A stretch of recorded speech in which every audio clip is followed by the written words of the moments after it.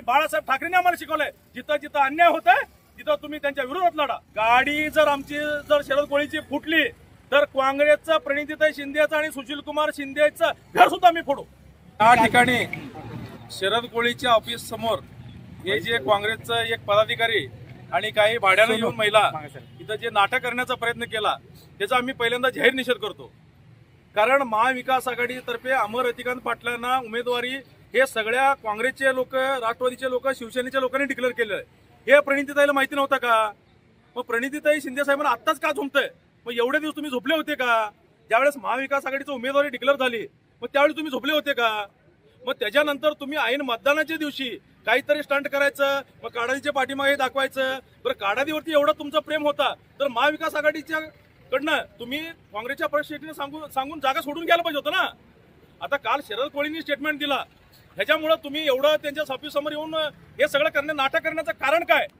कारण तुम्हाला ह्या सोलापूरमध्ये आज महाविकास आघाडीतर्फे अमर रतिकांत पाटील हे 100% विजयी होणार आहेत. बरं, ह्याच्यामुळे तुमचं हे नाटक चाललंय का? कारण असे तुम्ही किती लोकांना तुम्ही बर्बाद करणार आहेत?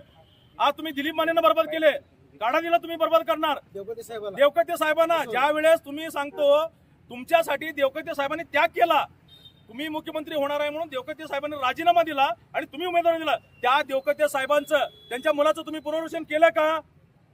हे अगोदर सुशीलकुमार शिंदे साहेबांनी आणि प्रणितीताई शिंदेनी अगोदर जाहीर करावं, मग त्यांच्या कार्यकर्त्यांनी आमच्या ऑफिस समोर काय करायचं तुम्हाला नाटक नंतर दाखवा. पण मग त्यांनी असा इशारा दिलेला आहे की शरद कोळींची गाडी ऑफिस समोर दिसली की मी पहिला फोडणार, नंतर शरद कोळीची गाडी ऑफिस समोर उद्या तुम्हाला सकाळी दिसेल, त्याचा तुम्ही काळजी करू नका.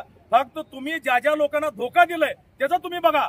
जर इथं जे गाडी त्यांची शरद कोळीची आली त्याला सांभाळायला इथला सोलापूर जिल्ह्यातील प्रत्येक शिवसैनिक समर्थक आहे. शरद कोळी हा आमचा वाघ आहे, त्यांनी इथं सोडा. होय, सोलापूर जिल्ह्यात हे किरकोळ आहेत. असं रत्नागिरीमध्ये, सिंधुदुर्गमध्ये हे नारायण राणेला टक्कर घेतलेलं शरद कोळी आहे.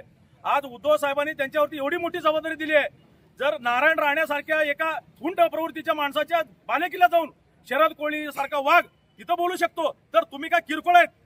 हे गुंडगिरी आमच्याकडनं तुम्ही शिकलाय. कारण गुंडगिरी करण्याचा अधिकार आणि दम देण्याचा अधिकार हे शिवसैनिकांना नाही आणि बाळासाहेब ठाकरेंनी आम्हाला शिकवलंय. जिथं जिथं अन्याय होतोय तिथं तुम्ही त्यांच्या विरोधात लढा. काय पुढची भूमिका असणार आहे? उद्या गाडी फुटली तर काय भूमिका? गाडी जर आमची शरद कोळीची फुटली तर काँग्रेसचं प्रणितीताई शिंदेचं आणि सुशीलकुमार शिंदेचं घर सुद्धा आम्ही फोडू.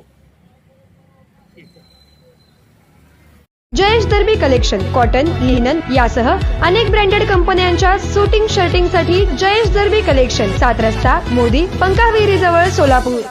Mayur classic AC banquet hall अब शादी के लिए मिलेगा सिर्फ 1 लाख रुपए में. Mayur classic AC banquet hall, July, Solapur. Management by spice end ice events.